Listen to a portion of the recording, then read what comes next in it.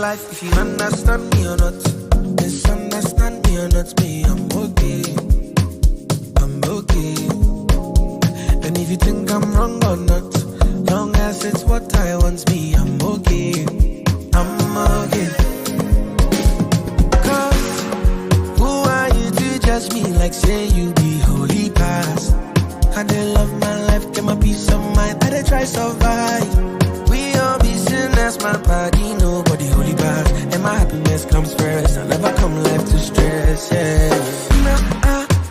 I be like Terminator, I dey deliver, I pass it doctor. I be like Terminator, I dey deliver, I pass it doctor. I be like Terminator, I dey deliver, I pass it doctor. I be like Terminator, I dey deliver, I pass it doctor.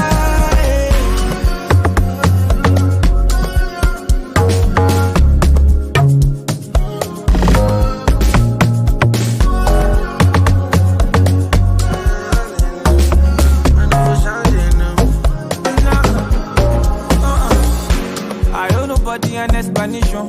I don't need nobody motivation. Now my happiness consign me. Happiness consign me. Now it consign me. You don't pay. Where no one day could be paid. So right now my happiness consign me. Happiness consign me. Now it consign me. Now maybe this. See me see trouble. So today, I said I should treat myself as salary just enter. I ordered my food and was looking forward to demolishing all the orishi. Baby, before serving, are they run? Oh yeah, time to pay rich now. Food where you never pay for. Now here my card begin acting. Hey. You know what? You know what? Okay. After debiting me, it's like this one wants to find my trouble. See premium dragging. Oh, because this card did not work. Save yourself the embarrassment. Get a card that works with MoneyPoint's personal banking. Download the app, request for a card and have it delivered to you in 48 hours. Experience banking on point because your money no go hang. TVC Communications, Nigeria's leading independent broadcast company, has been officially designated as a great place to work. Over the past 3 years, we have transformed our workplace into one which is respectful, caring, rewarding, and provides great benefits to all our 500 employees. We thank our team for giving us the chance to show that partnership between employer and employee really works. TVC Communications, officially designated as a great place to work, and now the only broadcasting and media company not just in Nigeria but throughout continental Africa to be fully certified. TVC Communications, a great Nigerian company, a great Nigerian place to work.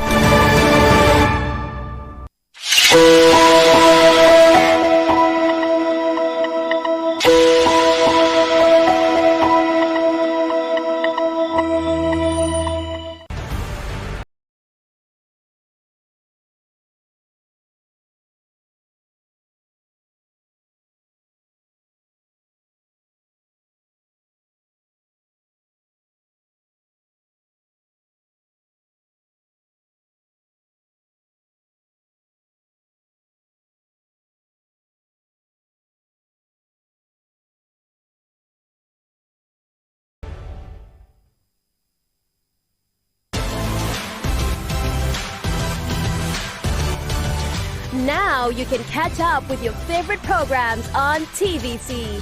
Log on to www.youtube.com/TVC Entertainment. Join the fun.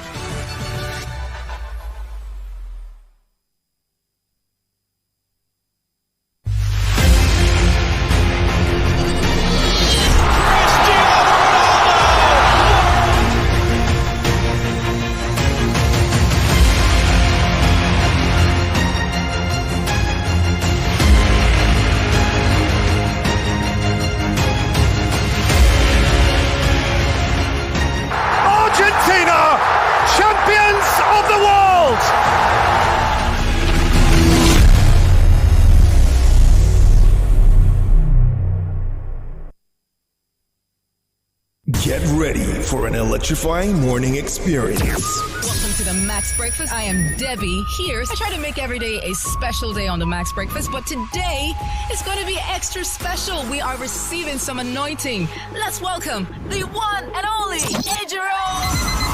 Lagos! Everywhere good, everything nice, everything marama, everything.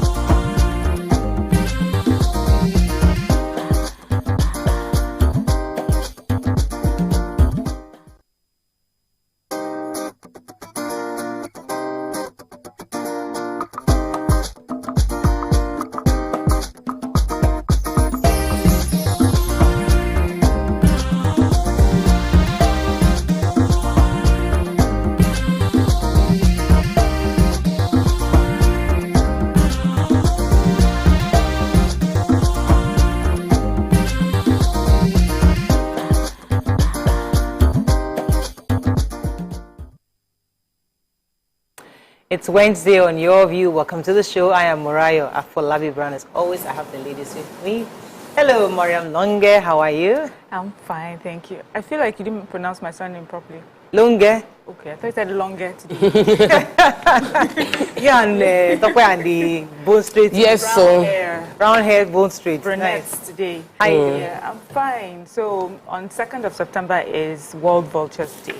Nice. And I have been invited for an event that's been hosted by NCF and Wild Aid Africa Fund and Punch newspaper. I consider it a big deal, you know, to be so recognized. I'll be one of the 3 speakers on the day, and so online on Twitter Spaces. And so yes, I'm looking forward to having that conversation. And to be honest, modesty aside, it gives someone pleasure to be recognized for the work that you do. So I'm excited. Well done. We're happy. It's just a start. Yeah, so much global.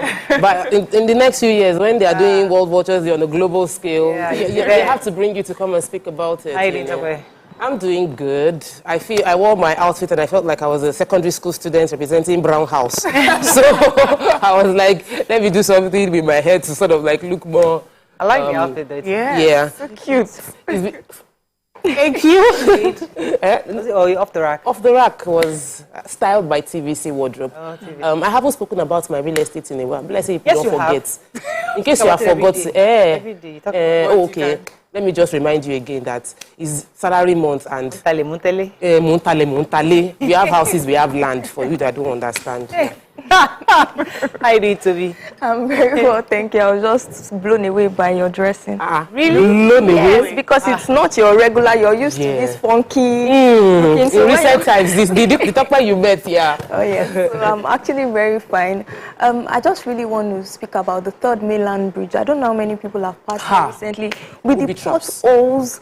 And terrible. It's so terrible because sometimes you can just be driving like this and a car swerves in front of you. And it's really very, very dangerous to think that they fixed it just a couple of years before now, and this is happening again. So they fixed the joints. Yes, but the actual road itself. Maybe those areas, but you're right. Those it's terrible, like really terrible. like very deep, like somebody dug it out, and it's everywhere. They're like scattered. So so you can't even really. Thank you for highlighting it. It's really serious. So me, we're having a conversation with my kids concerning school resumption next week. They told me to buy a new lunch bag, new this. I said, Auntie, let us review what we need to buy. I started looking at everybody, and Michelle was so insisting that I have to buy a new lunch bag. And the thing was just ripped a bit in front, and the inside silver lining came out. And she felt, no, silver lining it's as long as it's zipping and you can carry it. No, the silver lining keeps the food warm now. You'll be all right. Is it not flask? Healthy concerns as well, my sis, please. So we're advocating, please. Yeah, I said, no, when that silver line one is gone, then you get another one. In fact, even if it's nice on the outside. I was hoping you were supporting me. You know, she's healthy on the healthy level. I was saying, their school bag. I said, as long as it's not torn. Yeah, we're keeping our school bag. And you know, the person I need to change for is Elizabeth because she's going to secondary school. She needs a bigger bag. Yeah, bags are really small. So every other person You manage. Hey, I'm not buying any new thing this September. Let's go on a quick break. Don't buy it now to come up again. When we come back, we'll look at the front pages of the paper. Stay with us. We'll be right back.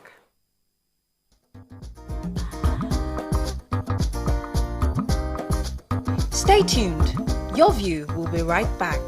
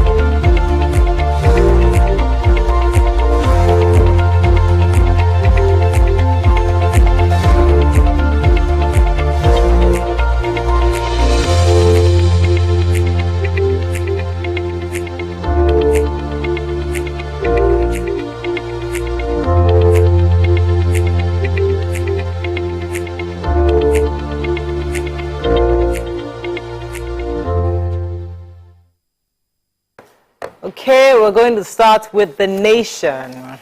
Subsidy cut with windfall. Government saves 1.83 trillion in 2 months. Lagos Ibadan Express will be ready next month. NNPP's BOT suspends Kokanso. Ogbuko is chair of new NDDC board. CGN earns more than VP. Senate President says Ramfak. Stock market hits highest level. Why I won't beg federal government to release me, says Kanu. Governors lead APC battles in Imo, Kogi, and Bayelsa. Expect heavy rains in Ondo, Ogun, Osun, 26 other NIMET alerts. And reports Lagos is 5th best African city to live and work in. Okay, which story are we starting with in the nation? Who wants to go first? Okay, I have just a short story. We have the picture of the Minister Works, Dave Umahi, and he's on a tour of, the different projects, and he has said that the Lagos-Ibadan Express will be completed in September. He said that, but the interchanges, the work on that will continue beyond September. And he explained that some of the reasons, or among the reasons for the delay in the completion of the road was funding, as well as payment of the compensation to property owners affected by the construction. And he also praised the contractors handling the road project, so he's for doing a good job. And he's also said that henceforth, roads will be built with concrete because of its strength and durability for up to 50 years. Yeah, and that's it really, to say that, by next month, we should be sure that the Lagos-Ibadan Expressway will be done. I think the Lagos inward was they're still working on. So. Okay, so let me take the major headline. You want to go first? I wanted to just give a comment. I traveled via that route, and I saw that Ibadan to Lagos is fixed, maybe up until this beggar place. Lagos. Good. The federal government has saved 1.83 trillion less than 3 months after it stopped the payment on subsidy.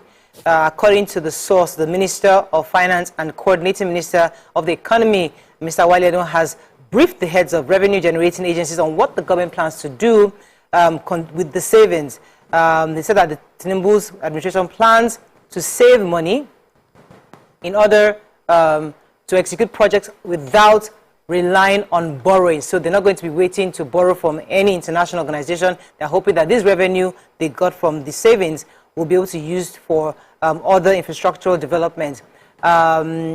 Also, they also agreed at the FEC meeting that the president told his ministers that his administration will rather create a stable macroeconomy environment than borrow money to implement projects. So these savings, obviously, the government is telling us that they hope to use it for proper infrastructural development of the nation rather than borrowing. Yes, NIMET, which is the Nigerian Meteorological Agency, has predicted that there will be thunderstorms and strong wind within the next 3 days. It highlighted that 26 states and the Federal Capital Territory would be witnessing these heavy thunderstorms and that we should prepare. We were seeing that a few days ago we had a representative from NEMA come to speak with us, stating that they are ready for this outpour of rain, and really just to sensitize the populace, stating that there will be some thunderstorms according to NIMET, and that we should get prepared for the coming days. So I just wanted to make a comment that sometimes when we hear this, do we also ask, like, how does this affect aviation, transportation as well? Do they come together to have a conversation? How is affecting real estate? Because we thought we would have August break and be able to do buildings, but we didn't have any August break this year. This August, there was no break. It was raining all through August. So agriculture too is being affected. All right.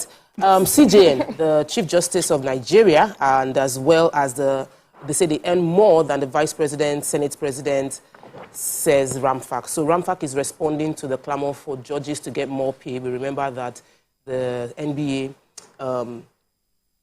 chair, I want to be sure, is it president? The president of the NBA came on our show, spoke about it. The president mentioned that we know that it hasn't been reviewed since 2007, and there will be a review. But even based on the current earnings of judges, their salary is more than the vice president's salary.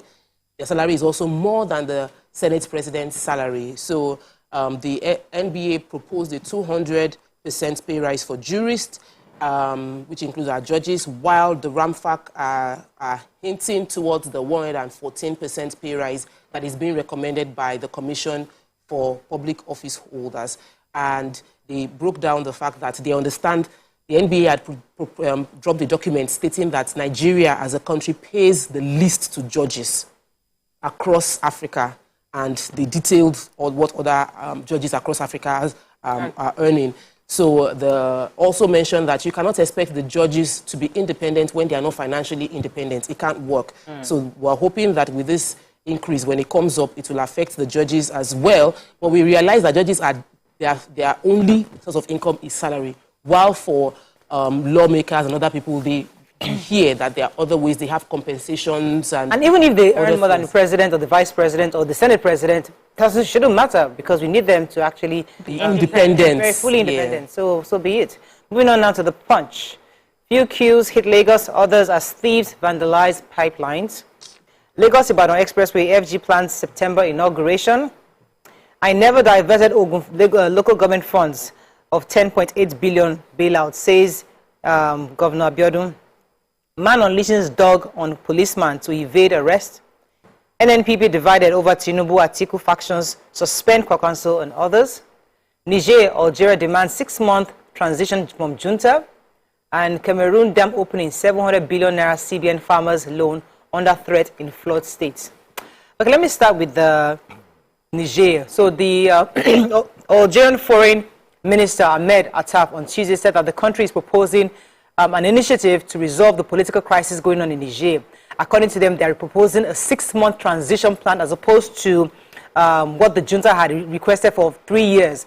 And they're also saying that as part of their initiative, they're going to be seeking United Nations Conference to restore constitutional order, propose guarantees for all sides in the crisis, and host a conference on development in the Sahel region as soon as the agreement is made. The Attaf himself was recently at the West African states. Most of the countries we have talked to are against military action, and they're all in support of democracy and support of the deposed governor and president. Leaders of the Economic Community of West African states have also agreed that democracy should be restored within the shortest period of time, and they cannot accept junta's request of 3 years transition. Okay? Yeah, so yesterday I had taken a... Before I take your story, let's go on a quick break. When we come back, we continue with our review. Stay with us. We'll be right back.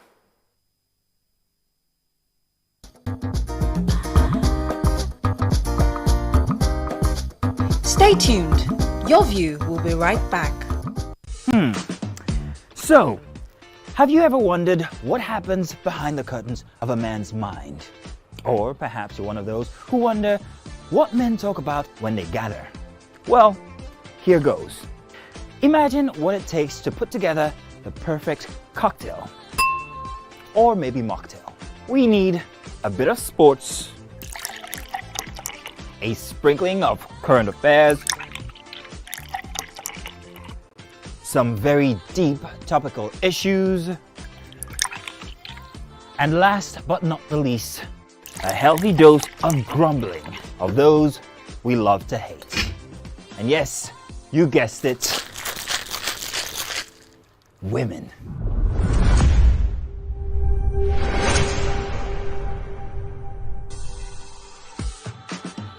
So, if you catch the drift, then you're onto something. We will provide you with the right insights into most of your curiosities, right here within this beautiful cocktail we call the Black Table.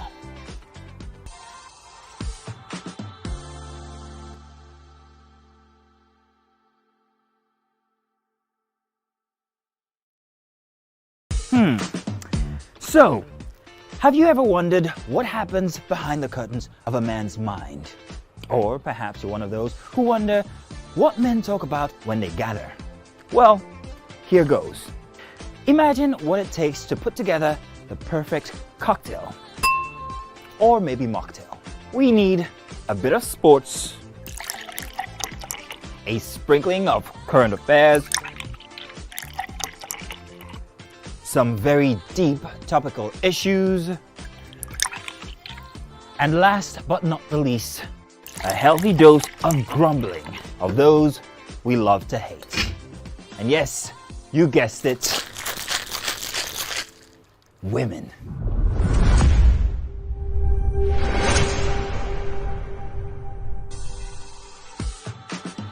So, if you catch the drift, then you're onto something. We will provide you with the right insights into most of your curiosities, right here within this beautiful cocktail we call the Black Table.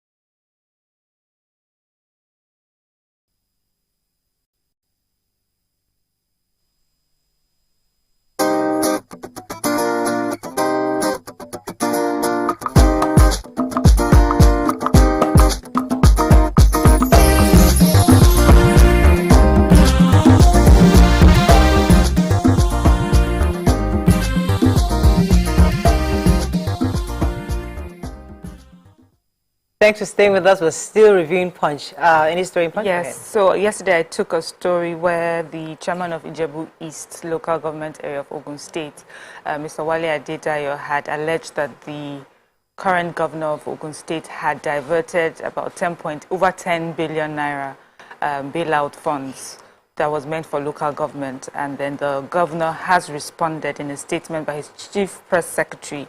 He said that local government fund is being, first of all, of course, he denied the allegation, and then he says the local government funds is being handled by the constitutionally recognized Joint Account and Allocation Committee, that's JAC.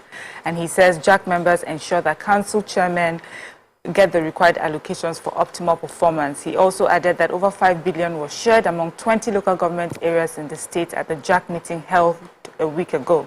He said between May 2023, when the governor was sworn in for second term, and July 2023, JAC shared among 20 local governments. One was a little over 4.5 billion naira, and another a little over 4.4 billion, and then another 4.497 billion was shared respectively on the first line charges, and just last week another 5.2 billion was shared among the local governments for the month of August. And you know, just his own response to that allegation. And he says that JAC has the mandate to meet every month to ensure that allocations to local governments are discussed and properly presented for fund allocation. Okay, so I have the story of the man who unleashed dog on policeman to evade arrest. So the man's name is Gabriel Olayiwola, and he had had an issue with his neighbor and destroyed his neighbor's vehicle. And so his neighbor went to report to the police. And upon return, the policeman came to arrest him. But unfortunately, Gabriel unleashed his dog on the policeman. And the dog had beaten the policeman on his shoulder. And he sustained some major injuries. And so it was now a court case, right? And currently, the man is being arraigned for allegedly unleashing his German Shepherd dog on the police officer. It was granted bail when the first went, but the court adjourned the case till September 22nd, 2023. Please, we need to talk about the vandalism. So many people that live in Lagos yesterday, over this week, have experienced, even from the weekend, queues to buy fuel. Many filling stations in Lagos and Ogun were shut down. The Punch reporter said that they did not confirm the same information from Abuja, though, but a few filling stations had no fuel. That even most NNPC depots that you feel should have more supply are operating skeletally. That means they're not at full dispensing capacity. And this is blamed on we, the people, Nigerians, that are vandalizing the satellite depots. So there's fuel scarcity based on the fact that the depots have not been loaded. They've not loaded any products in 3 weeks. And the problem was from July, they had said they were having incessant vandalism, attacks on the depot, and so there was no loading, and that is what we are receiving, the effect we are seeing now. The managers at the Ejibo satellite depot said that they've raised alarm over the activities within the pipeline area. Vandals are attacking the pipeline. They also mentioned that Ipman satellite depot is also being constrained. So many of our depots, satellite depots, are being vandalized, and we're already spending so much on fuel.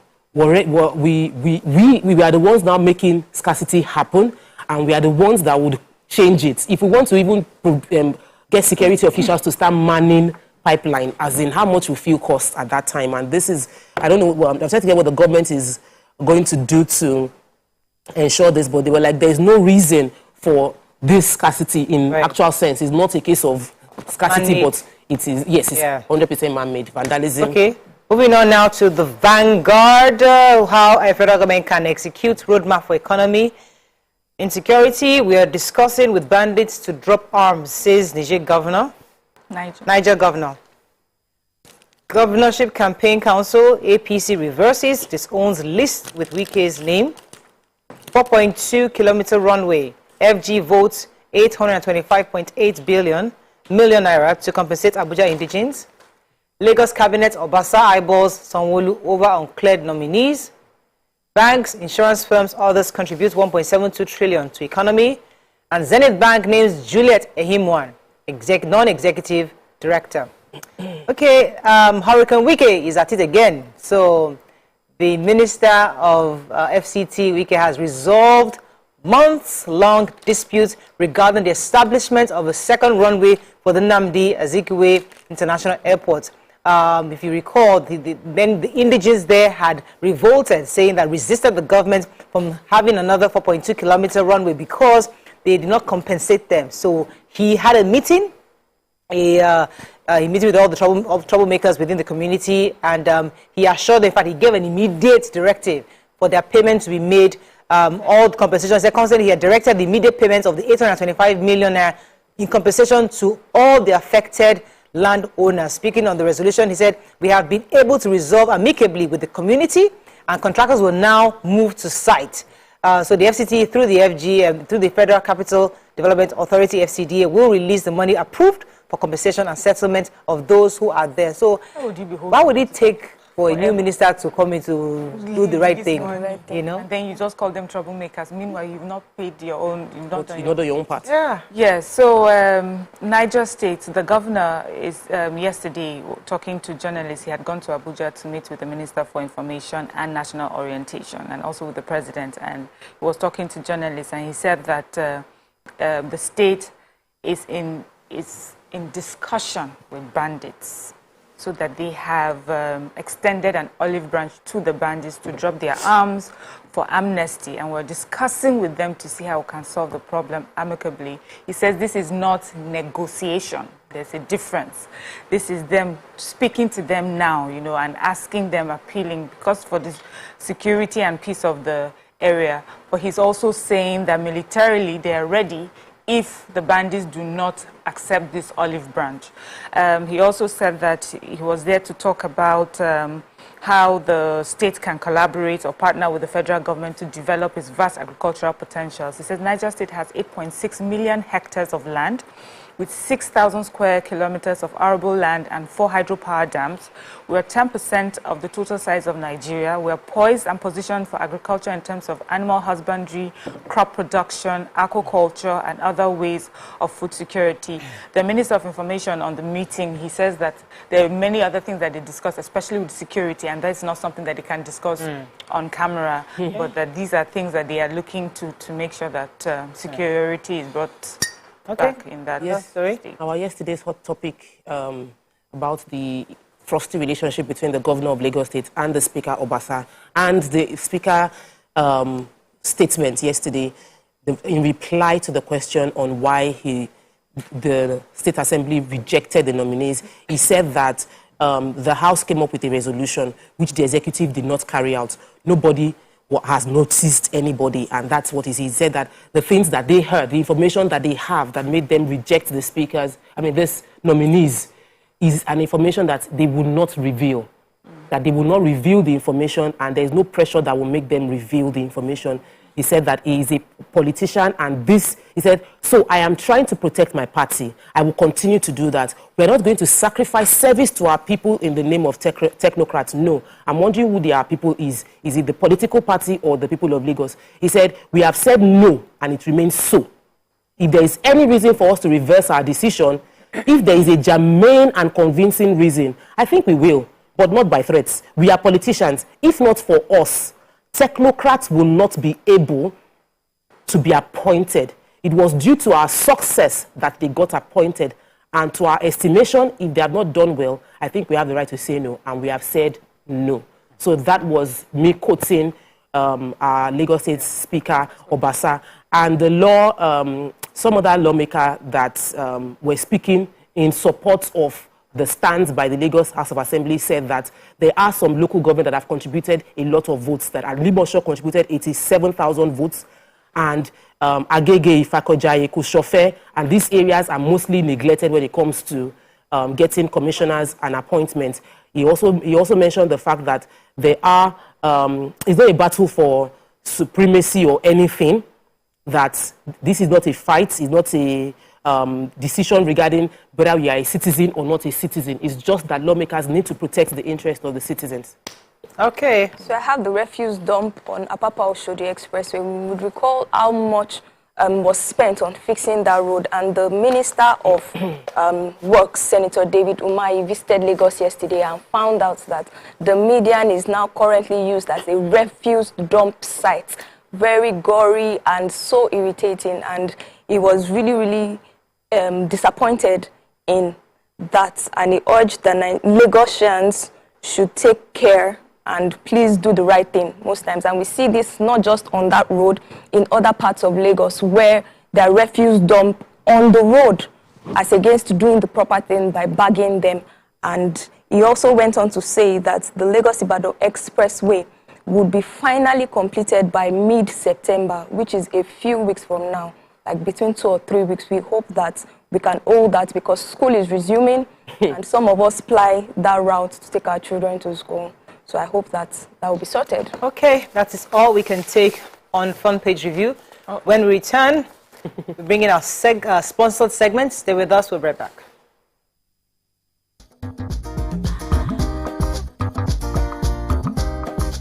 Stay tuned. Your view. Ladies and gentlemen, make welcome pioneer Positive Force member, dancing queen of the 80s, non-conformist, Afrobeat historian in her right, and long-standing member of the multiple award-winning all-female show Your View, Omoyeni Yeni Anikulapo Kuti, aka YK Power! Ginger! Take it. Today we'll go here. Hey, I didn't read you. Are you sure? Ha. I'm not here to answer questions, I'm here to drink. We're in trouble today. Wait till your age. I was close now. Eh? I said 1975. He said 73. He said 75. Fellas wasn't even born in 75. So will I drink half? Eh? You go drink. Take. Make I help you. Russian. No be half. Which half? You will make me drink. I'll give you a hint. Lights in no.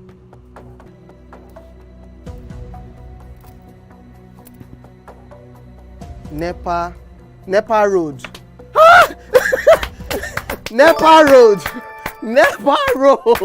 in Abeokuta. First of all, my brain cannot memorize everything. A big black bug. A big black dog. Bug. A big black bug. Oh, sorry. A big. It don't start. Ọmọ fẹlá. Ọmọ Aníkúlá Pókùtì. Wọ́n rò pé kí ni kékeré yìí. It's by Audison. It's not by Audison.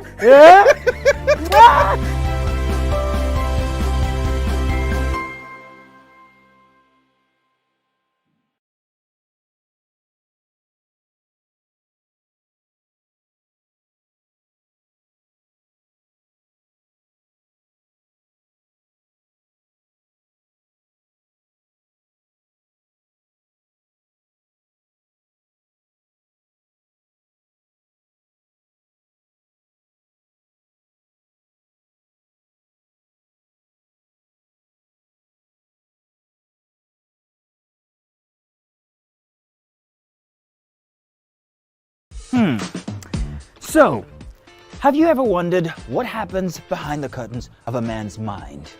Or perhaps you're one of those who wonder what men talk about when they gather.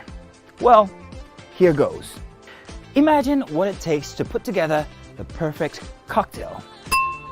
Or maybe mocktail. We need a bit of sports, a sprinkling of current affairs, some very deep topical issues, and last but not the least, a healthy dose of grumbling of those we love to hate. And yes, you guessed it, women.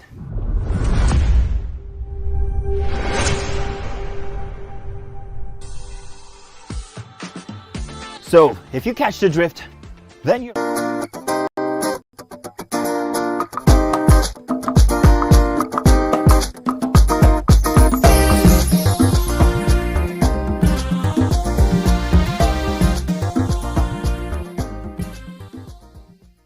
Thanks for staying with us. Join us on the show now is a renowned Nigerian singer, songwriter, reality television judge, performer, known for her exceptional talent and contributions to the Nigerian music industry for the past 36 years. Welcome with us, Yinka Davis in the building. Good to have you. Ever smiling, ever vibrant. I've never seen you down. You always having energy. Giving it to us. Nice to have you on the show. Thank you. Right, so you're here specifically because of the Gospel Industry Africa project. Tell us what this project is about, why it's unique, and why it's such a, where the vision came from. Well, I think because of the influx of all sorts of sound, then a particular team of people came together to say this has to be like come back to root, like gospel. Let it be gospel. So and they called me and they said, okay, let's have a gospel icon competition for our children who have so gone into the world and they got to come back home. Come on, gospel people, come and, you know, worship God and stop behaving like people like me, you know. Right. Wow, this is, I really like the idea because we're in a time where there are lots of reality shows that do not, you know, edify a certain kind of people. That's right. So what makes this different and what's the schedule going to be like? Is it going to be the regular reality show that we know or there's a twist to it this time? Well, it is now, let's just use the word proper. I think it's a better way to put it, like it is proper. You have to now represent the words you speak, the mannerism at which you you convey your messages to the people. And that is why it is more like you're coming home to give people hope, more or less, more than what entails right now. So it is still going to be like the international, the bigger picture. Come on, we have to. What is it now? It has to be big. It's got to be glam. I'm wearing glam. Even I'm wearing our hat. Sorry, we're very, very. We have to be very respectful in this matter. But that's gospel icon. Yeah. So I wanted to ask you about, so I think in the past 3 days, I've been posting Afro gospel artists back to back on my, because it's become a really, really big industry. Yes. And I know there are many upcoming talents who are seeing those that are trending and they want to become like them. So how can they apply to compete on this platform, and what would be the eligibility? Like, are we going to say you must have a very good voice, you must have produced something? What are the things that you consider before you can even think of applying, and how can they apply? Everybody can apply. Those musicians, instrumentalists. It's still Gospel Icon Africa, Twitter, Instagram handle, YouTube, Gospel Icon. So they should go to Gospel Icons, Gospel Icons, Gospel Icons. Right.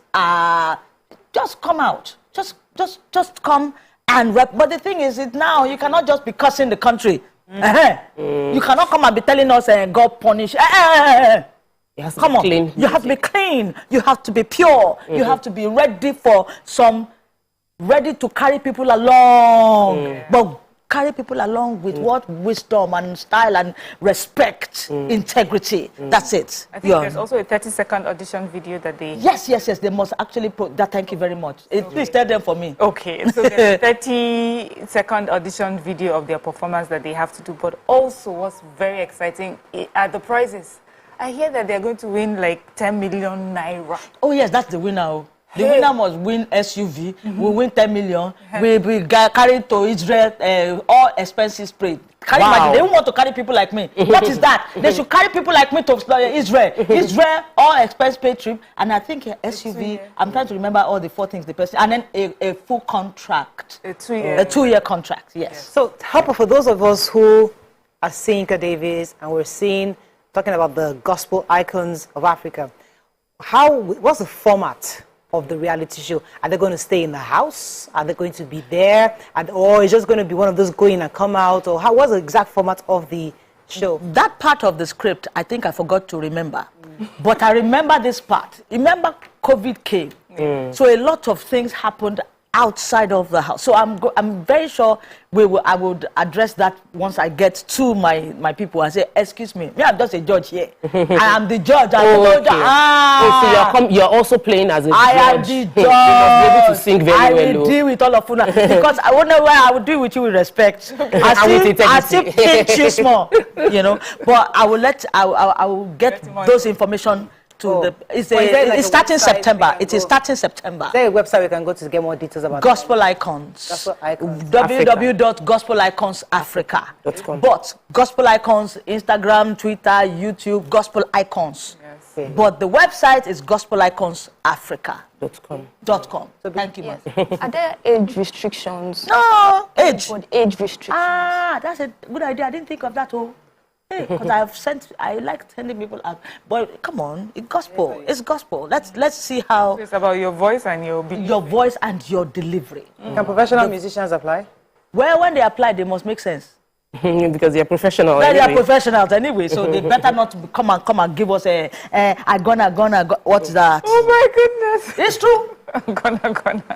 Okay, so as we wrap up, talk about any final questions? Yes. So.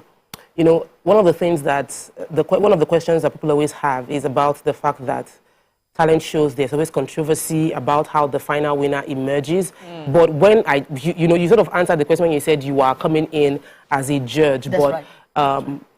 Help us to see who are the other judges, and how are we sure that there will not be any controversy regarding who the final winner is? That's another trick question, but I will answer it respectfully because my daddy, Ambrose Shomide, is also my... The other judge, by the way, is in between. So either a guest, a guest will come in and so that, yes. But those two I know. I know me and Chief Ambrose Shomide is fantastic. One steady. We can be sure that there will be no story regarding. No story. Would this be happening in Lagos? Yes. But if you want us to go abroad, if you guys should come and sponsor also. All you people sponsoring all those supernatural, come and sponsor these supernatural people. Me, I'm the one representing now. You better come and make a represent. So what are your final words to people who want to join? What's the message? More. There's so much going on in our country right now. And there's a need for people to have sense of self, sense of dignity, sense of belonging. So, come on, give people reason to smile. Is that a good way to say it? It is. Yeah. Yes. Let us smile. Let us enjoy the market women. I love them. They have a way of encouraging themselves. Let us encourage ourselves. Gospel icons, it is time for people to come out and give people reason to live again. Very interesting. Yeah. Thank you so much. Thank you. Wish them all the best. I love you all. I love you ladies. I don't know why you people don't want. Can I carry my tea, please? Thank you. All right, let's go on a quick break. When we come back, we continue with the show. Stay with us. We'll be right back.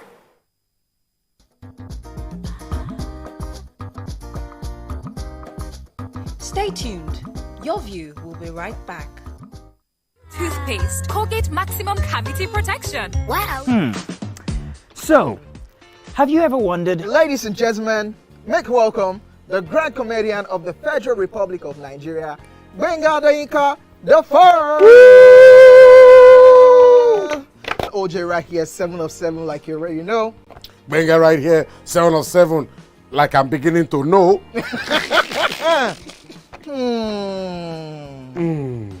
It's now time for the question. You don't scare me one bit. Bata, I go drink. So now one chance for Inter. My first question. Do you remember the names of the winners of that edition of StarQuest? Of course I do. Why do you? And I hate myself for this, because I have this question for you. Final question. No. Where outside Nigeria and what year? I think you're the only one that can be wicked.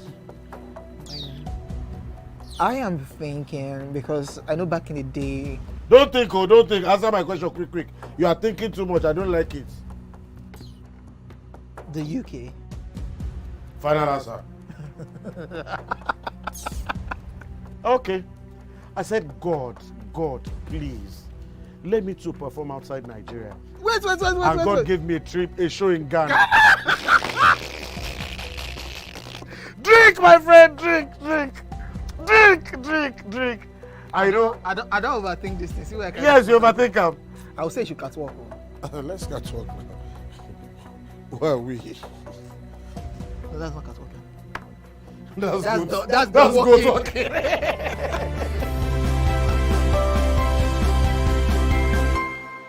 Ladies and gentlemen, make welcome Pioneer Positive Force member, dancing queen of the 80s, non-conformist, Afrobeat historian in her right, and long-standing member of the multiple award-winning all-female show Your View, Omoyeni Yeni Anikulapo Kuti, aka YK Power!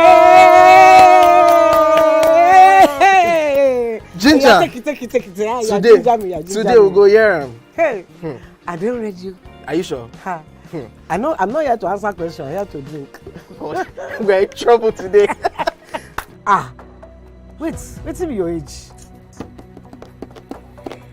I was close now. I said 1975. He said 73. He said 75. Fellas wasn't even born till 75. So will I drink half? You go drink. Take. Make I help you. Russian. No be half. Which half? You will make me drink. I'll give you a hint.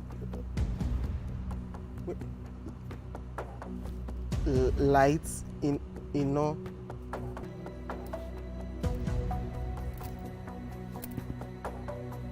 Nepa Road.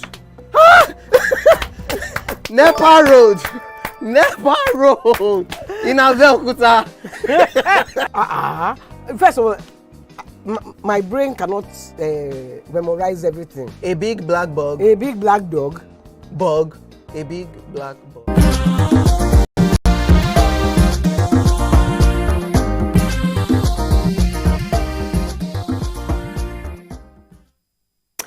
Thanks for staying with us. So we're going to be talking about the arrest.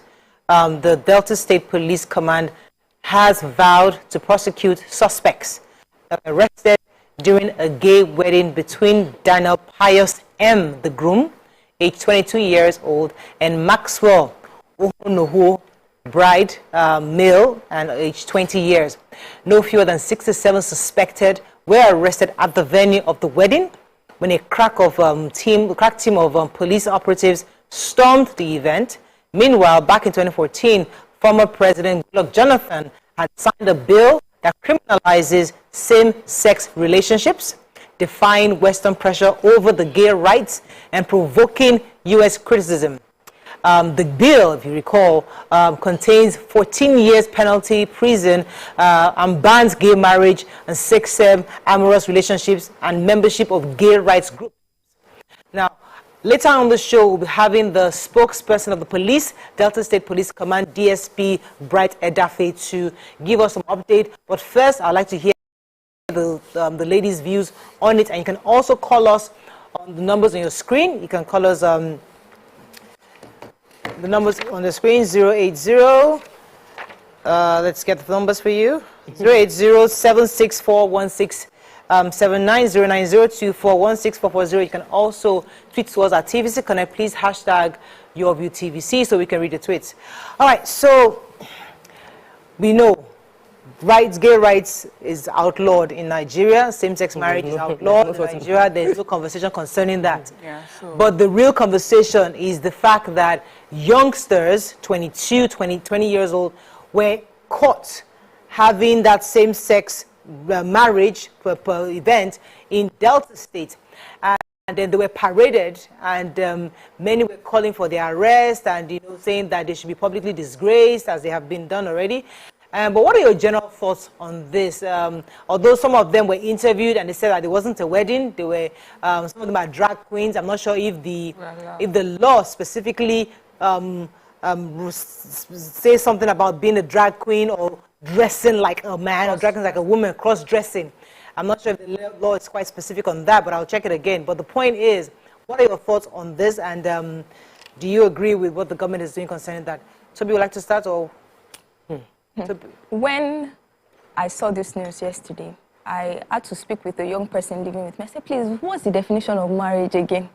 And she said, it is a legal union between a man and a woman that makes them husband and wife. So when we say gay marriage, it alters the definition of saying, of what marriage is. And that's kind of like contradictive. And so, for these people, I look at it sometimes. When I see people like this, I kind of feel pity for them because I know that if they know better, they would do better in instances like this. But at the end of the day, in this kind of situation, know the laws of the land. Since 2014, there was a law put in place by the former president saying that same-sex marriage is a no-no. And now look at this. The police was very swift, I would give credit to them. But then, are there other weddings that have gone on like this without being in the public space over the time? Okay. So for me, it is, it's illegal, obviously we know. So what they did was commit a crime. It is illegal according to the law that what was signed by former president in 2014 says that the bill gives a penalty of up to 14 years if you are found in a same-sex relationship or group or advocating for gay rights. So these people were committing one, marriage. They gathered in a group and they were promoting gay rights. So it's not a case of whether I feel like, oh, is it right, is it wrong, should they have freedom, should they do? Point is, it is illegal in Nigeria, and what they did was to disobey that law. And they did it publicly. So I actually I've seen a few couples, same-sex relationships in Nigeria on social media, but they never publicized their marriage. They got married outside the country, came back to Nigeria, and they just post pictures. You would just assume these people are friends. But those, when you see, you will read the room, and you know that there's more to this relationship. Yes, I follow a lady. I follow her on Instagram, and I followed her because she was in the media before. And suddenly I saw more to it. So there are two things here. Even when you want to do what is wrong, you don't have the respect of the law to do it in such a brazen way. So I totally support making an example of this entire bunch of people. Not only did they disobey the law, they need to become a scapegoat. So yes, you face your 14 years in prison, but then set a precedent so that we don't see, because whatever you permit or you let slide, you would see more of it in the society. All right, I get that, Tokwe, but see, let me come to you, Mariam. I worry because we sometimes cherry pick when we want to discuss human rights, what people have rights to do. So, for example, as you said, yes, the law has its stance, but these are Nigerians. These are citizens. These are people who have exactly the same rights as heterosexuals. They have a right to gather. Yes, albeit their act is illegal, but should they have been paraded the way they were paraded? Should they have been embarrassed and disgraced, where you are seeing their faces, to the world? Because the truth is that, yes, I catch you, even criminals. I would have thought that there was a law against even parading criminals. Because the idea is that, yes, you catch them, but should you embarrass them publicly where everybody's seeing them and now making a comment, and then we can identify, oh, he's gay, oh, was that right on the side of the police to do? The honest truth is this conversation is a tough conversation to have as a Christian, as a Nigerian in 2023. It's tough because we know how, if we were to look at it globally, where, especially, let me not say global, Western, where the West is leaning towards, where we're saying human rights is important and everybody's allowed their rights. But as a Christian, many of us know that this is not a lifestyle that is approved anywhere. And for some reason, being a Christian, you even see it as the worst sin ever. So we come from Nigeria, where we're highly conservative, and we lean either towards Islam or Christianity. And so this is unacceptable, even on a moral or ethical grounds. Then we now have the law to back it up. And so some people would have the conversation of saying, where I understand where you're coming from, which is at least they're still human beings. They should have been given the respect as human beings. They should still have been given dignity. Yes, you have broken the law, right, in converging, but it was not murder. It was not theft. You converge in a way that you are not meant to converge. Is there a better way that this could have been handled? But then, this is Nigeria. This is something that a lot of us find very uncomfortable. And so this may be the police way of sending a message and saying, if we find you gathering like this, we will embarrass you. Because if we don't, if we were to deal with it in secret, you may think it's okay. And then obviously, I'm looking at the group of people and the age of the people that were in that. They are obviously not conversant with the law. They don't understand that there is implications. And so unless something as embarrassing or as public as what happened to them is done, many people would still think that they can get away with it. How is it that sometimes we're having conversations and then younger people will say something and be like, you mean you're not aware that this is... You don't read, they don't follow the news. You don't follow the news, nothing. You're just living and vibing and going off. So based on that, I think that human beings should be treated with respect. I feel, yes, they did something unlawful, but I feel like there's a more respectful, humane way than this could have been dealt with. Also, so now we've established the law and our initial thoughts. But the real conversation is that, are we being hypocritical as a nation? Because this community exists whether we want to believe it or not.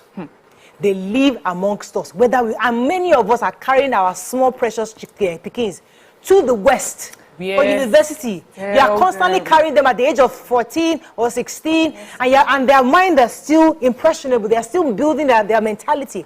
And we are carrying these 16-year-olds to America, to Canada, to all these countries for their university degrees. Their minds will be influenced by their community. So you are here in a bunch of gay community. But the truth is that your children, your children's children, everybody around you, they are identified. all identified. They might not join them, but they have totally, completely identified. And we are here saying we want young people in governance. We want young people. We want to bring, these are fresh ideas. Whether you like it or not, you're going to get lawmakers very soon. We're already having a 36-year-old minister.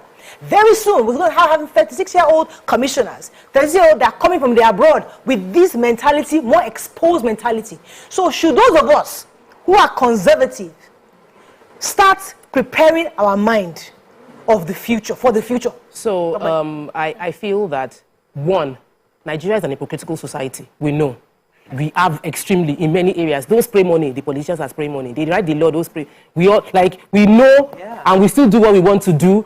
Don't just be caught, that kind of thing. So that's the kind of society that we are. This is not the first one. There are many other examples of how our hypocrisy plays out in real life. So that on one side. On the other side is the fact that we are raising global children.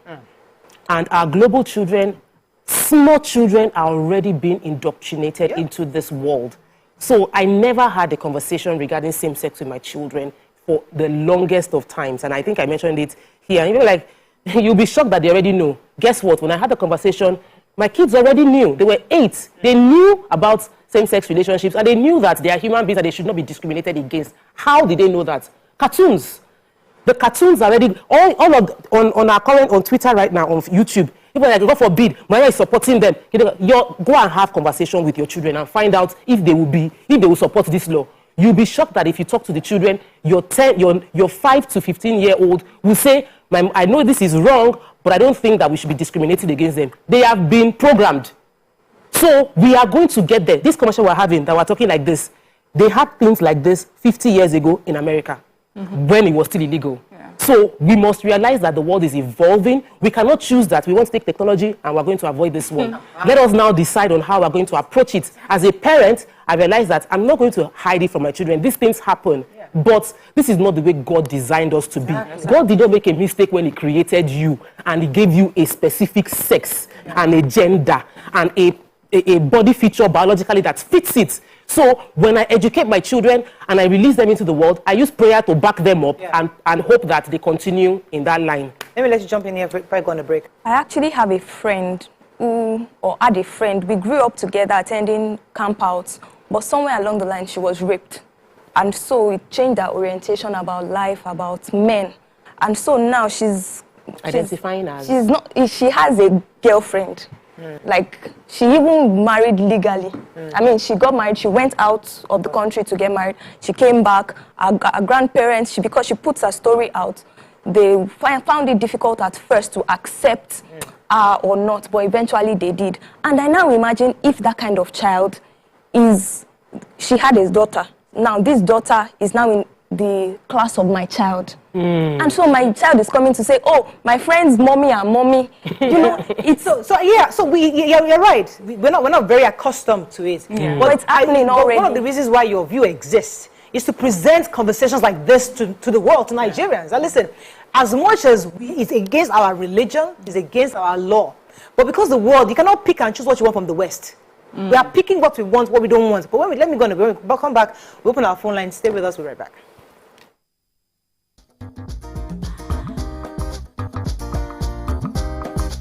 Stay tuned. Your View will be right back. Come closer. A little bit more. Perfect. I have exciting news for you. You asked for it and you got it. Your favorite breakfast show, Your View, will be going to 2 hours. We're going to have in-depth analysis of the newspaper review and more conversations on the hot topics. The ladies of Your View and I will be stirring up our guests to get in-depth into all the various topics, and you, our viewers, will have the opportunity to call in and share your views. After all, it's Your View. Join us on Your View, 9 a.m. to 11 a.m. for a fantastic conversation. Don't miss it. Ladies and gentlemen, we have Made Kuti in the view. It's still 7 of 7, and we've been doing a whole lot of protesting. The only thing that remains is just to carry placard. It's about 5 of 7, to be honest, because Ask your question. I have so much to speak about once we finish. We will not give you the time because it's 7 of 7. I will make the time now. He said he will not ask questions about science. No, about neuroplasticity. And based on... He asked a question that was subjective about high life. And he did not finalize his answer about a Kuti question where there are only 3 of us. Editor, scratch this part out. That could have possibly composed the music. Editor, scratch this part out. Stupidity is an act of ignorance. Hey God, my dear. Was composed by which Kuti? Femi Kuti. Is that your final answer? God, I'm Seun Kuti. No, wait, Femi Kuti. You said Femi Kuti. Wait. You can't be allowed. No, you've not asked me anything. Everyone. You've not asked me anything. So my final answer. No. All I have to say is this show is really about drinking. Yeah, that's the whole idea. The questions don't matter. That's the whole Justice idea. is out the window. We throw caution to We the have wind no right morals here. On the 7 of 7.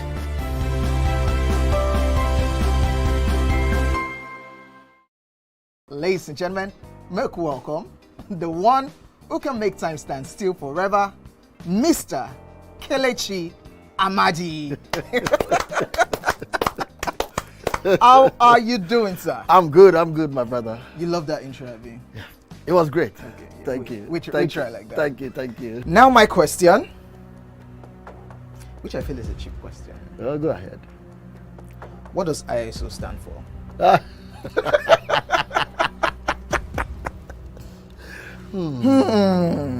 That is it. I think I'll drink. No, you're joking. I'm not joking. Kelechi Amadi. No. Shay, you didn't whine me. You're whining me now. I think I'll drink. Huh? No problem. Okay. I've always known this as ISO. I never bothered to know what it means. I know what it means, but I never bothered to know what the acronym is. Tell me the brand of camera that I use, so much so that I even became an ambassador. That's very easy.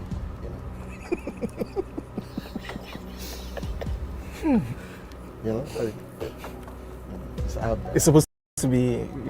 I just said, let me give you this one as a token of my appreciation. Sony. Drink! I'm not done. You did not say final answer. It's final answer. You did not ask me if that was my final answer. You answer. don't have any choice again. It's only Nikon. How many cameras do they have? Nikon. My friend to drink.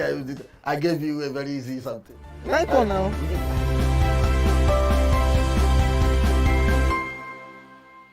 Ask questions if I want to ask questions, and if it's something that I saw coming, I may not even ask questions.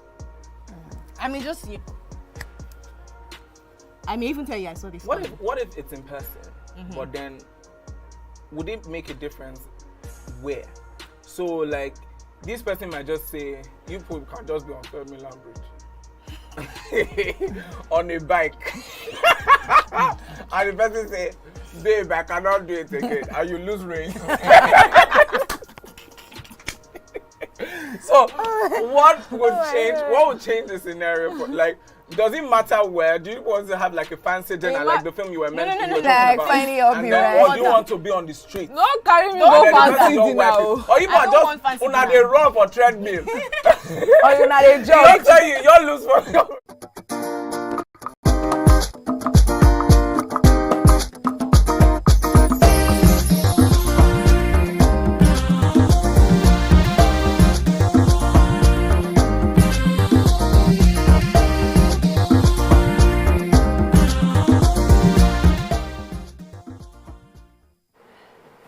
Thanks for staying with us. So to get more clarity on the arrest that happened in Delta State, we have with us the spokesperson of the Delta State Police Command, DSP Bright Edafe. Good morning, sir. Good morning. Thank you, sir. Thank you for joining us. Now, so just give us again an update. They were caught, the young men you arrested, the gay men that you arrested yesterday. How did you get the reports of the activities they were doing? happened at about 9 p.m. of the because in an usual party, we can take people saying that stop and sleep to patrol. So at that time, the policeman intercepted this young man dressed as a man. So upon intercepting him, he initially claimed that he is an actor who came from Lagos to shoot a movie here in Delta, that is in Warri precisely. But his explanation was not convincing, so they took him into custody and interrogated him further, where he eventually admitted that he belongs to these gay societies and they are having a ceremony at a particular hotel along that refinery road. So the DPO led his men, although they waited, because he told us that the party started at 9. So the DPO waited till about 2 a.m. midnight of the 28th of August. They now stormed the hotel. Lo and behold, they saw over 100 persons gathered, most of them dressed as women. And the amazing part of it was that the two of them were dressed as couple. Whether they were getting married or they were having a reception, that remains to be seen. But what we saw, like what we displayed on the TV now, was obvious. So they were all rounded up. Initially, about 100 and something was arrested. But after proper screening, we had about 67 of them left. And most of them, eyewitnesses, and some of them have given us very useful information. In fact, the video you just displayed was one of the suspects told us that while they were, I'm innocent, I'm not part of them, but while they were doing it, I had a video of what they were doing. So we now told him to come. He showed us the video, which we have taken as part of our evidence. And for members of the public not to be misled, that was why I had to make that video public, because some of them were denying that they were on a GTP giant fashion parade. What we saw is obvious. So when someone said that is fashion parade, you wonder what kind of fashion parade is that? Okay. Yes. So some people have said, that the way they were paraded is inhumane. That they still have their human rights. We have talked many times about the way that we parade even criminals. We've seen major criminals, they block their faces, they cover them, you try and usher them quickly into the vehicle waiting, but they were paraded. And we're wondering if that is is normal standard to do that. And don't you think it's an abuse of their human rights? Well, I would want to argue that. It may be right to try to cover their identity. I'm not disputing that. But we cannot say it is out of place. Because even in court, where there will be so many persons, I have hardly seen an accused that will be on the dock with his face covered. I really don't want us to leave the fact in issue, because I don't want us to divert the fact in issue, because it's a very serious issue. Let me tell you something that transpired on that day when we were parading the suspect. A young guy who came to report another matter at the division was accusing one of them that this guy has been molesting young boys in their street. He kept on saying it, that he has raped over 3 or 4 different boys in their street. These are underage kids that I'm talking about.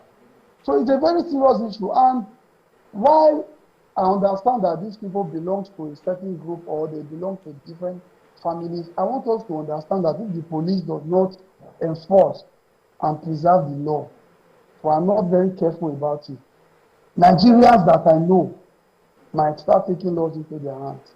There are people who are just watching to see what the police will do. So I want us to be very careful about it, because what I saw that day in the farm police station, if we were not careful enough or allow the gate to open, say let them come out, the people will lead them to death. So now that we've gotten them into custody, I believe we should all we can to see that they face justice and what the punishment should be awarded, so that people will take a leap from it that this is not allowed, there is a law against it. Some Nigerians don't even know there is a law against it. I have to even make, at one time, I have to make the law public to know that, yes, as in 2014, the president then approved that bill that was passed by the National Assembly. Okay.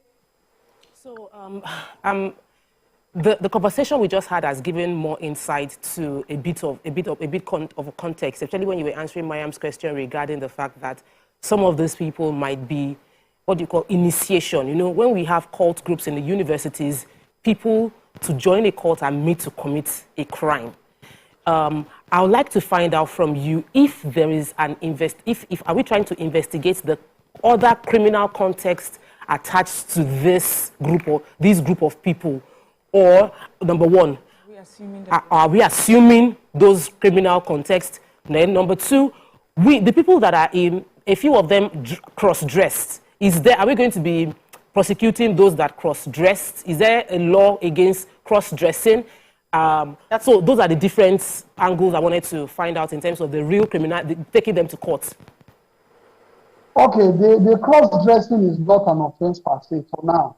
To my knowledge, that's why if I would have the time, I would have to through a section of that law that says you may not be the person who took part, who is being married to a same-sex person. However, if you support, if you aid, if you abet, it's also an offense. Okay. It's an offense that they go in for 10 years imprisonment. Wow. So that is why we are that is why we are keeping others. And some of them they have also given us information, useful statements. They are actually gay. I think there was one I watched where the guy was saying, my parents don't even know that I am gay. Admitting alone that he is gay is already an issue. You understand? So it is not just about the cross-dressing. Initially, the cross-dressing was not an issue, but getting better to discover that they were having a gay marriage, it became a very serious issue. In fact, I took it personally. I had to leave Asaba from Asaba to Ekpan, where I paraded them in about 3 hours. I had to leave Asaba 6 a.m. that morning to go and parade them because I want the world, Nigerians, to see what is happening. I want parents to see what is happening. Like what your colleague was saying a while ago, that she has made it a point of duty to talk to her kids about it. That is what parents should do. Talk to them.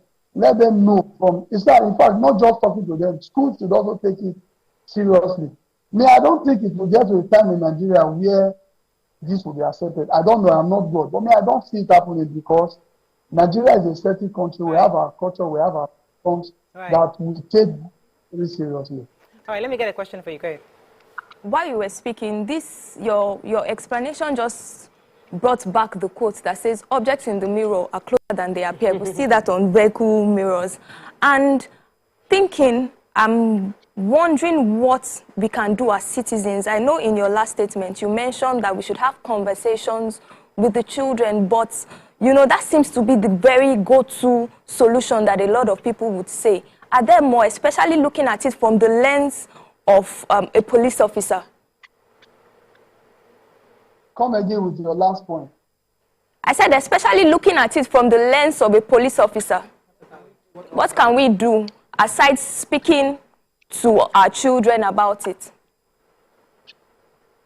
Okay, we have to let the public know that in Nigeria, firstly, I was arguing with a friend who felt they should be talked to, that they should have mental evaluation. But my point is, if we were discussing this before 2013, 2014, it would have been a different case. Now it is a law that we are duty bound to obey. We just have to obey. So we need to let our kids, our children know, our youth to know that if you do this, you stand the risk of spending 40 years in prison. That is nobody wants his or our freedom to be taken away from his or herself. You understand? So that's key too. But the most important thing, not speaking as a policeman, speaking as a concerned Nigeria, we have to do our homework. It starts from the home, to our schools, to our churches. Whatever opportunity we have to condemn this and let them know that it is wrong, not just that it is wrong, in Nigeria it is an offense. People can condemn rape because it is an offense. I don't think we cannot condemn homosexuality. Let me come in here. Let me come in here, sir, because I didn't get you clearly when you discussed the cross-dressing part, because I'm reading the law here, and the law doesn't directly talk about cross-dressers. So obviously, it doesn't cover. I'm just saying, but if I read out the law here. So the point, therefore, is that someone like a Bobrisky and the others who are popular cross-dressers, the fact that they dress like a woman is not a crime. Just I want you to verify that. What Bobrisky has not been caught in the gathering of gay people. He hasn't been caught marrying another gay person. He hasn't been caught in an amorous relationship with another gay person. That's why he's there. But because he's dressing as a woman it's not a crime. Just get that right. Let me clarify that or confirm that, please. Well, this is subject to correction. I want to be very clear on that. For now, as of this very moment, I am not sure cross-dressing is an offense. You understand? That is why I said we are not keeping them because of cross-dressing. We are keeping them because of the other section of the law that says when you aid and abet in same-sex marriage, if found guilty in court, that person can go in for 10 years imprisonment. But for now, I cannot say for a fact that cross-dressing is an offense or not. But by what we are seeing today, I believe it is an offense. Arrested now. So I can say now that cross-dressing is not entirely an offense. However, I believe that someday the National Assembly will sit and also address that because it can also address to what we are seeing today. Okay, so you mentioned aiding and abetting a lot, and I was wondering where they gathered was in a hotel. Is the hotel complice or wherever it is that they gathered complicit in the gathering for having them together? Definitely. The manager of that hotel is also in custody. We just do not have the time to parade him. He is also in custody. Okay, go ahead. I'm happy about the fact that we are getting more information about the gaps in the public doesn't have this information, and it's important that the police gives a lot of sensitization to people so that they know what they are doing, the part they are playing in how this plays out. You mentioned a case of somebody being accused of molesting young boys in their area or rape taking place as well. How can you help someone who is feeling like they've been molested, a boy has been molested? What would be the process of them getting justice in such cases? Okay. I'll let you address that, but because I have to wrap up with you. So you can take the issue of possible molestation and also what's going to happen to these guys, 67 of them, they're going to pay a fine, they're going to be in prison, they're going to take it to court. What exactly is the next step? So you can just wrap up with that. Okay, for those who have suffered from molestation, the challenge we are having is that most of them don't want to come forward because of the stigma. But we should ignore this stigma and face it. We have to face it and ensure that these persons, if found guilty, they should be sent to prison if found guilty. Then, for what will happen to the 67 suspects, we are in the process of charging them to court. As I speak with you, we already have a remand warrant to keep police custody for now because we have some other facts that we also need to uncover, some more evidence that we're also working on. We already have a remand warrant to that effect. But I believe that with God on our side and with the judiciary doing their job, because it's very key. It's not just for the police to take them to court. The judiciary also have to do their own part by ensuring that justice prevails. If justice prevails, I believe they will not spend less than 10 to 14 years in prison. All right, thank you so much, sir. We appreciate you joining us this morning on short notice. Thank you. We're speaking to DSP Bright Odafe of Delta State. Okay, we're going to go on a break now. When we come back, we continue with the show. Stay with us. We'll be right back.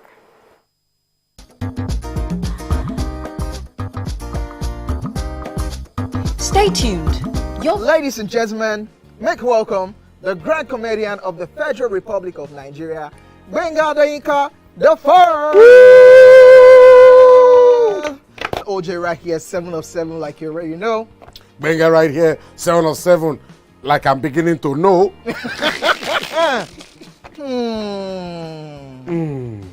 It's now time for the question. You don't scare me one bit. Bata, I go drink. So, okay. So now one chance for inter. My first question. Do you remember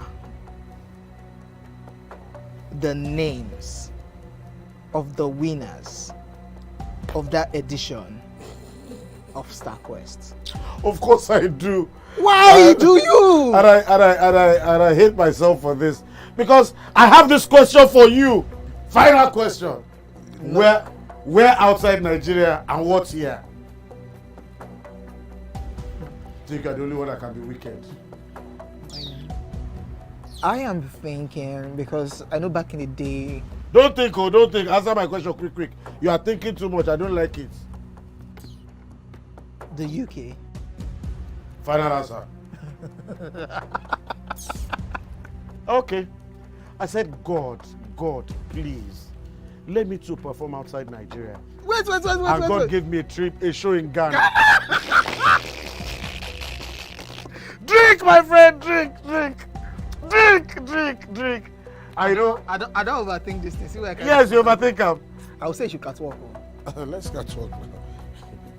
Where are we? No, that's not catwalking. That's good talking.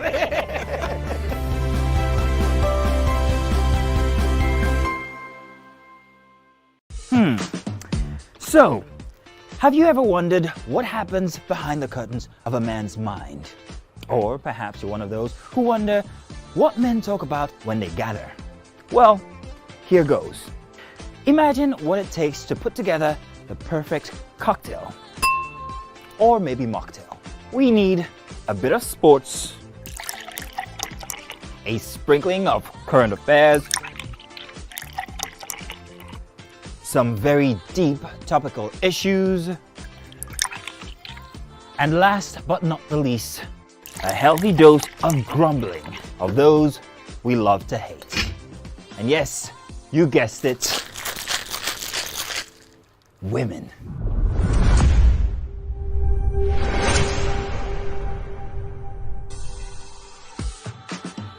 So, if you catch the drift, not just where, but who wouldn't you want to work with?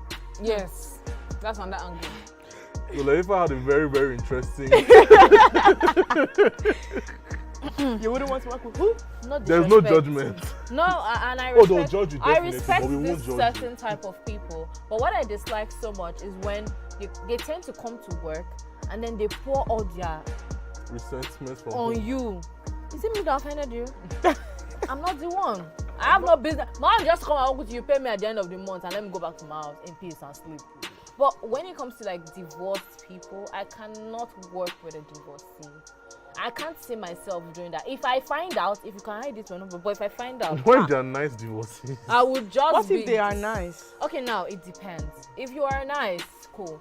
But if you are the type that you don't know how to keep your anger to yourself, you always pour it on somebody. Well, I'll just drop my resignation letter, no matter the amount you're paying me. So it's more passive-aggressive people. Yeah, I can't do it. I'm so sorry.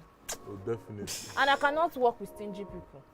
See this one. Because you cannot be passing me in the morning, afternoon. I can say, oh, yeah, I'm working. Oh, yeah, take 100 naira, take 10K, take 15K. You don't have to be my sugar daddy or sugar mommy. See, the way you treat others is the way they will treat you outside. And if you cannot treat your workers well, they are not a good boss. If you cannot be dashing me small thing or giving me donuts when I'm working, you are not a good person.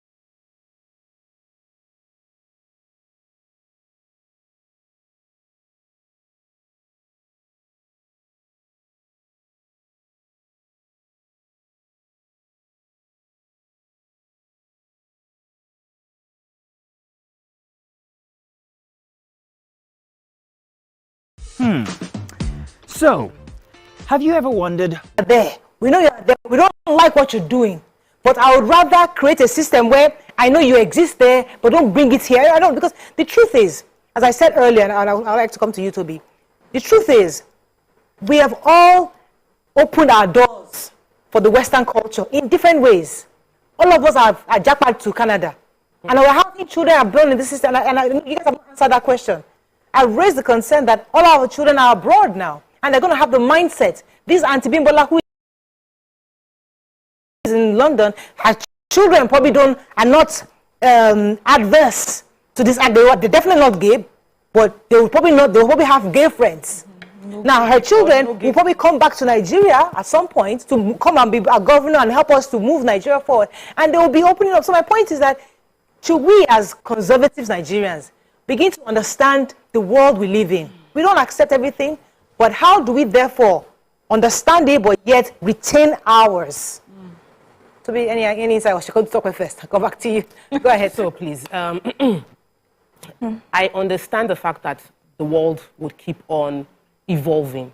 There was a time when twins were seen as evil, and enlightenment got us to the point where we now realize that twins are not evil. To the point now we see twins and having multiple births as a blessing.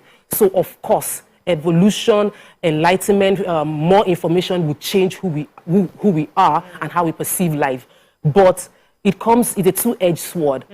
As you get enlightened, you see good and you see evil, and sometimes that enlightenment opens up the room for more evil to fill our society. So when we say we are opening up ourselves to give gay rights, very soon somebody will come and say, pedophilia is, I don't know why I just find myself attracted to this thing. Just the same way the people that are in that side, homosexuality too, will say, it's not my own thing. They're already clamoring for pedophilia. Pedophiles are clamoring for a right to be able to express themselves as well. Did you remember the senator that? Yes. Pedophiles are also engaged in what is symbol of freedom. From I think it's Romeo, I believe. Thanks for calling. Yes, good morning, Mariah. Oh, Jide, you're live. Go ahead. Yeah, good morning, Mariah. Morning. Very well. Yeah, my regards to all the ladies. You see, my line of argument is this. Why are we trying to combat them? Why are you advocating that they should have blurred their face or something? If they are proud enough to be a gay, to want to conduct marriage in the public, why should we cover them? But I think we should expose them more so that they will serve as deterrent to the others. This is becoming alarming, and everything we do to discourage it must be done. If exposing them, ridiculing them will curtail the situation, then so let it be. Let it be. It's as simple as that. I don't know why Mariah is trying to play. I want to believe you are trying to play the devil's advocate by saying that they are human beings, they are this, they are that. Yes, you know they are. So, Mr. Jide, let me engage you for a second. So, you believe that as they are paraded, the truth is that if you allow them to parade a human being like that, God forbid your son gets arrested, he'll equally be paraded for something that he's not been convicted yet. So, the idea is that if we're going to do human rights, let human rights be universal for everybody, regardless of the crime you've committed. Don't you think? Madam, the point is this. Anyone above 18 that gets himself involved in something that he knows is criminal in nature, then should be ready, should be exposed. You should not be ashamed. In fact, I have to... Oh, yikes. You put yourself on hold. Thank you very much, Mr. Jide, for your views. Let me come to you, Toby. Your thoughts on this whole thing? There was this video I saw a few weeks back where these LGBTQ people were protesting, or they were going for a rally, and the next thing they were saying, we are coming for your children. We are coming for your children. And it sounded as if it was off. An invasion. Yes, an invasion. And the way they were just screaming it. And that was a wake-up call for me to say that this thing is coming closer. And so somebody gifted my son a rainbow sandal, and we would know that their logo is like a rainbow color. And when I saw it at first, I was like, my son will never wait. Remember, my son is 4 years old. And I said he would never wait. And I thought about it and said, him not wearing it, it should not be my way of thinking, because outside, it would get some people that cannot overestimate the fact that we need to keep informing our children about the realities on ground, because somehow they will get to know about it. Let me go on a quick break. Stay with us, we'll be right back.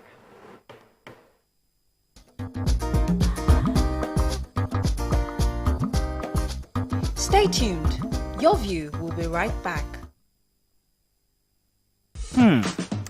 So, have you ever wondered what happens behind the curtains of a man's mind? Or perhaps you're one of those who wonder what men talk about when they gather.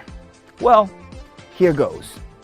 Imagine what it takes to put together the perfect cocktail. Or maybe mocktail. We need a bit of sports, a sprinkling of current affairs,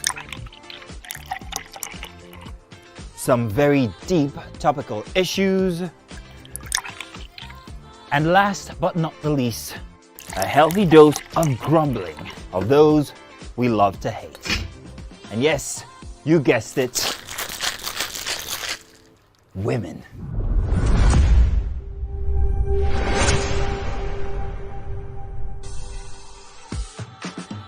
So, if you catch the drift, then you're onto something.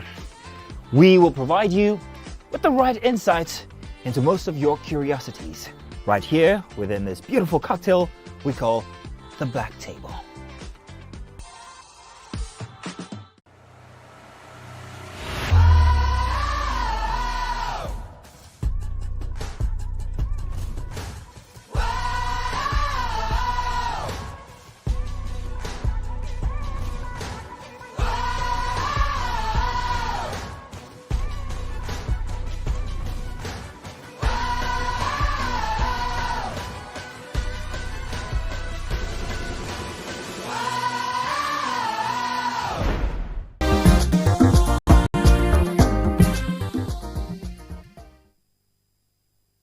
Thanks for staying with us. We're still discussing the arrest of this. Change from that behavior. Are you going to be getting any sort of counseling therapy while in prison? You know, so we cannot just lock. It doesn't end when you lock someone up. So we need to start thinking about that, and then also about let's put them out and parade them so that it can serve as deterrent. I think we need to think about how it even happens in the first place.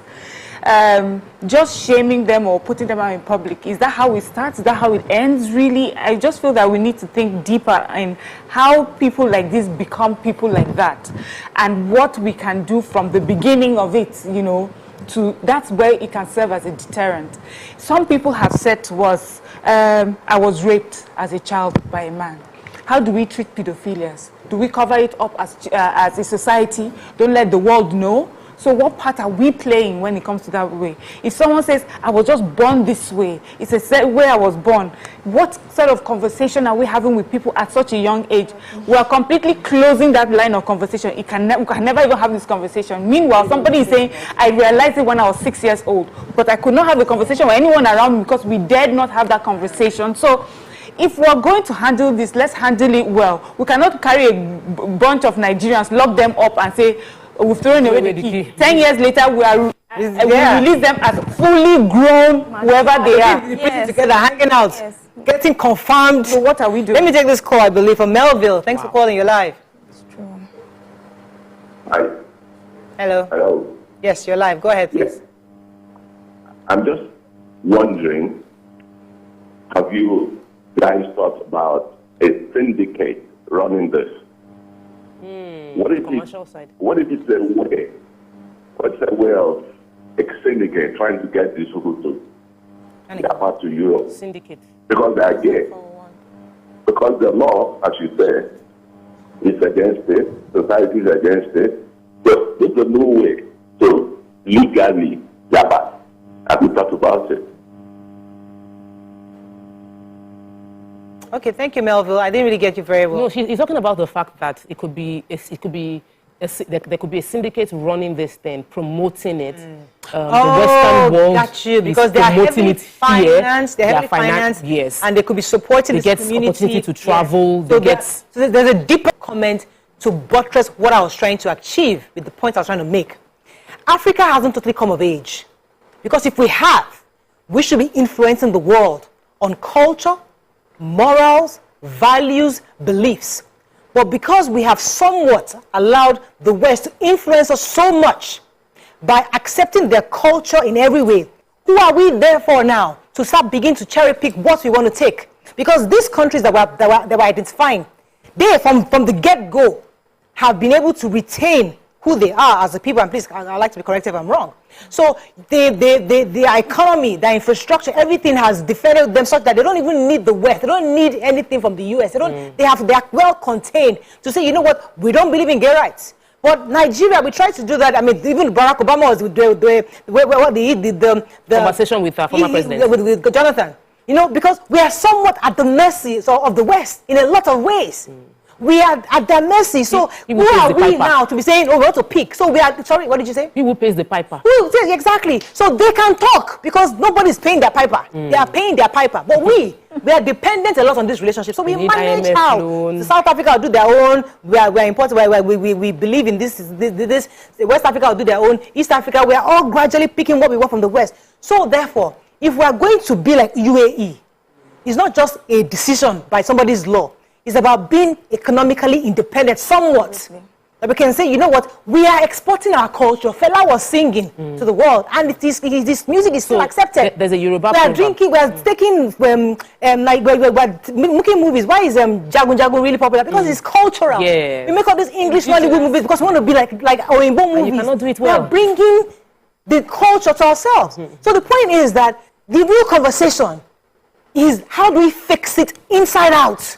Not outside in. So there are two sides to the story. There's a Yoruba proverb that says, "Ti owo towo eko bai ti tada, you can only be rekuto pababai." That means if your hand cannot hold the cutlass well, literal meaning, you can't defend your father's death because you are not strong enough. So the economic part is extremely important. That until you might know what is right from what is wrong, but you will take whatever they throw at you because you are not economically strong enough. You've not matured to the level to defend yourself. As a country, we're somewhat in that space where people can pressure us to do some things because we want to get loans from them and all of that. There's a second part I want to mention, though, but let me let you take your call. Kelechi from Shasha, thanks for calling. You're live. Moraya and Cook. You're live. Go ahead. Yes, we can. Go ahead, please. Okay, Moraya. See, let me put it this way. Originally, experts say that nothing in life is neither good nor bad. What makes something good or bad is its implication and the perception of people. Do you understand? Now, Toku said something about mathematical revolution. She was very, very much right. Yeah, we are getting there. But let's look at it critically. What constitutes marriage? I thought, what constitutes marriage? Hello? Can you hear me? We can hear you, but on the studio is a bit blurry, but I'm sure the viewers can hear you. Go ahead, please. I'm asking now, what constitutes marriage? I thought for marriage to be constituted, there must be a statutory personality, either in Christianity, either in religion, or in the rule of law. In religion, just like in Christianity, you have to preach presiding over this marriage. That's what makes it legal. Now, in law, you have maybe a legalist presiding over law. Now, in the case of these people, is there any statutory personality, either in religion or in law, studying over what they are doing? If there is not, as far as I'm concerned, they didn't commit any offense. All right. Thank you very much, Kelechi. And we have customary. There's customary law. We were saying that you don't need. It's not only church. I can't hear. It's not only church and it's not only religious and legal. Traditional wedding is also recognized. If you marry traditionally, it can be recognized, and your parents will not be there. Family members are there, and they hand you over to the person. You're already married to that person. Okay. I was going to say that there's a group of people that will say that this is not an imported thing. That even the Bible quotes that back then there were people that identified as homosexuals in the Bible, in historical times. And even within our culture, yes, we call it abomination, but people have been doing it before we became West. It's not a Western thing. Yes, the Western influence might be that we now want to make it open, amplified it. Legal. Yeah. But it's always been there and seen as, do you know that man? Do you know that woman? They do this kind of thing. So we see it that it's being done, but we see it as a taboo that is being carried out. What we don't want is for that taboo to now become, I can do it because I am free to do it. I have freedom of my human rights to do whatever I want to do. No. Your human rights ends where my own human rights starts, or we have to respect each other. That's what we're hoping to achieve. And I like the Qatar example. It's a very good one. Okay. All right. I thought you were going to jump in. Yes. I was just reading some articles and would see, just to buttress your point, that even in 2019, when Joe Biden was the former U.S. vice president, he had also threatened to withdraw foreign aid from countries that discriminate against LGBTQ people. And so that's just to show really that until we begin to have our own as a country, we would still be dancing to the piping tune of other countries that are more developed and that we depend on. Let's take a few comments on social media. Do we have anyone, Mariam, there? Right. Let's take a few comments. So the comments are like boom, boom, boom. They are bashing. Yeah. Okay, please read the bashing. If the bashing is about me, it's okay. Go ahead. Somebody said, this is good. Somebody said, maybe it's time Nigeria tried Mariam's approach. That's the approach of having a conversation about it. So another person is saying Africa cannot legalize it because it has been practiced for as long as Africa has existed. Yes, it has. He said yes, it has been there. Somebody else is buttressing that yes, it has been there, but it was not called. There was no word for homosexuality in Yoruba, Hausa, or Igbo. Why? Because ancient Africans learned from the story of destruction of Sodom and Gomorrah. Then another person was also saying they did it in their closets. Let it remain within their closets, not popular. Why are we trying to protect people who are in this category? Don't you find it interesting how we, this sanctimonious nation, how we permit certain things and don't permit other things? Multiple marriage. You can marry 5 wives or 6 wives. So it's like it's quite interesting. When you read all the comments, you're thinking, wow, it just helps you to understand where we are as a people mentally. We are hypocritical. Let's just that matter. Because when you see that, because when you're on social media and you're getting depressed over somebody said something about me, you're about to commit suicide. But the next minute you are yabbing. But I'm just saying that when you see that these are the kind of people that are commenting, you understand that, okay, even you that are saying, better appreciate yourself better. I'm not making sense here. So, honestly, Mariah, if you see if you have any idea of the kind of negative comments that you trying to balance the show has been getting on YouTube, you wonder that in your mind, you're a good person. You watch the show, you see that she's trying to balance the conversation, and you come on YouTube in the name of supporting your own belief, and you type insults. Who are you? Why? Let me take this call from Ade. Dopamine fix for many of them. Thanks for calling. Ade, go ahead, you're live. Good morning. Good morning, ladies. Yes. Yes, we're in the end time now. Even in UK here, they are gay people. I'm telling you, because they are introducing to primary school to be teaching them man and man from nursery on the our process in Manchester this last year or so. So imagine if Uganda passed a death in Uganda. It's an arbitrary. In our country, it should be death penalty. Imagine you, the teacher, put lesson in your house to keep your children, and you left your house. And that teacher and you have 2 sons. What will happen? So let's see about the future, not now. So this person, they are not it should be death like Uganda. Whatever we get there. For the future of our children. So people in you that they are practically, I can't say young people. Just like you said. Thank you very much, Ade. You know what? I wonder how Nigerians in diaspora are handling this or raising their children. I've heard stories of, Nigerian students abroad who, especially those who've come from Nigeria, and they say that they go into class and they're teaching them these things, and they say, no, I don't believe in that, or they criticize it and they get a repercussion for criticizing it in other countries. What is it that Nigerians, what will you do as a Nigerian living abroad, knowing that this is the culture there and you do not want that of your children? Do you decide based on that? on that moral standard, I will come home where I know that these values are better entrenched. Or you leave your child there and hope that somehow they don't interact with these people, they don't become friends with these people. Because you mentioned that you will be friends with them. You will get to know them for who they are as a person before you know about their sexual orientation. You know, my brother, so what do we do with that sort of information? And then we have, there's another thing I've been being careful to talk about, which is there's some of our leaders where people have pointed towards that their children living abroad are living these lives. Yeah, absolutely. Some of them their voices are loud against this, but they have the wherewithal, the influence and the money and the resources to send their children to this country so that they can live their lives. Rumor has it, rumor has that some of these lawmakers who actually fought for this bill, they're having these issues, struggles with their own kids because they are saying, you know what, if my children have done it, but I must stop. Openly living abroad like that. No, but Maureen, I wanted to hear, because I know that you have nieces and nephews abroad and you live there, even though when you lived there it wasn't legal yet. No, I think it was. They had a but I told you I had a gay roommate. I had what's his name? I can't remember his name. We had in the same room at some point. These are people but the exposure you have is that, listen, live and let live. Allow everybody. My brother was telling me recently he flew to Haiti for a gay wedding. His friends, one of his staff. That's the life. He had to go there. So that's where we live. All of us are we're living abroad. So my point is that personally, I'm a Christian and I pray I wouldn't have to have this conversation with anybody around me by God's pressure. We're all hoping. Conversation with our children is a prayer point.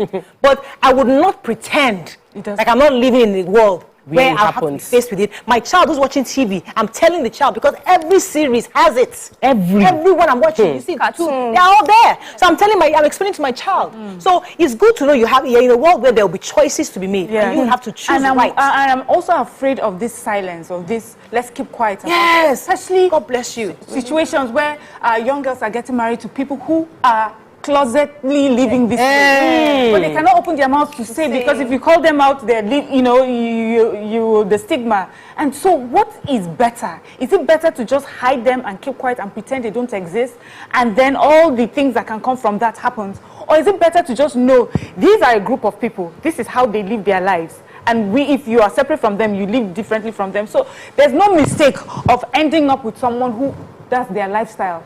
So Nigerian, we need to open our minds on how to address this.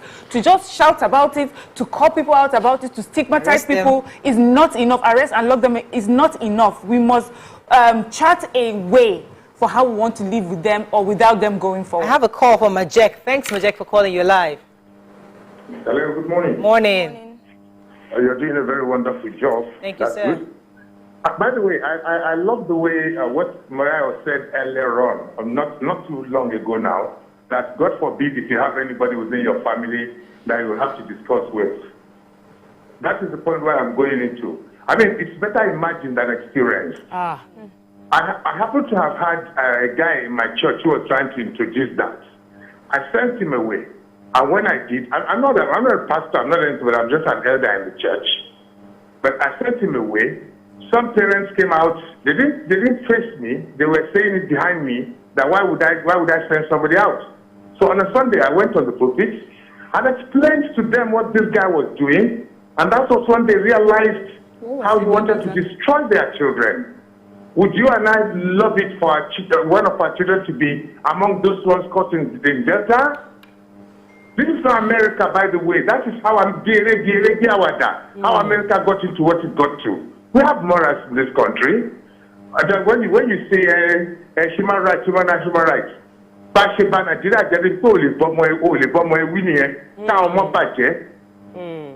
know what? English. Thank you very much, Mr. Majek. He said, like play. That is how the Western world got to where they are. And that we're also like play doing it, that our children are getting spoiled because we're not correcting them appropriately.